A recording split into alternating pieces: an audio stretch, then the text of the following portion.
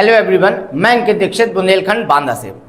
तो बच्चों, आज अपन लोग इस वीडियो में जानेंगे वैद्युत द्विध्रुव के बारे में। वैद्युत द्विध्रुव, इसको बोलते हैं इलेक्ट्रिक डाइपोल।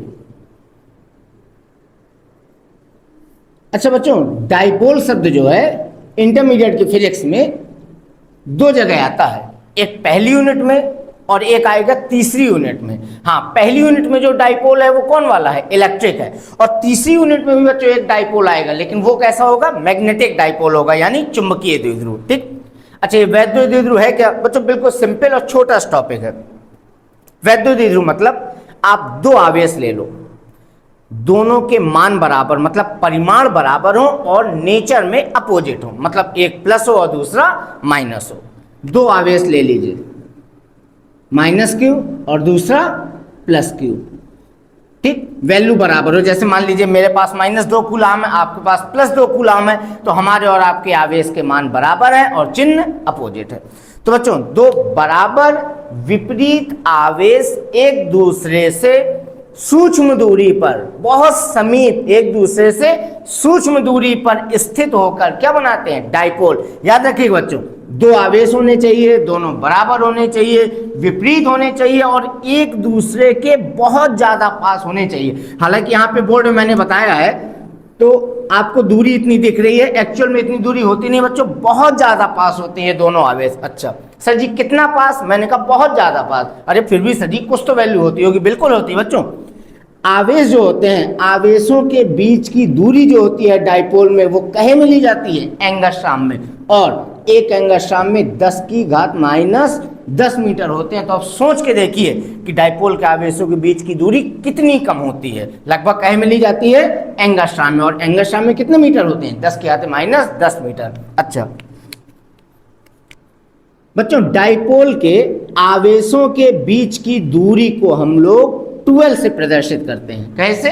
12 से। ठीक, तो ये हमारा डाइपोल।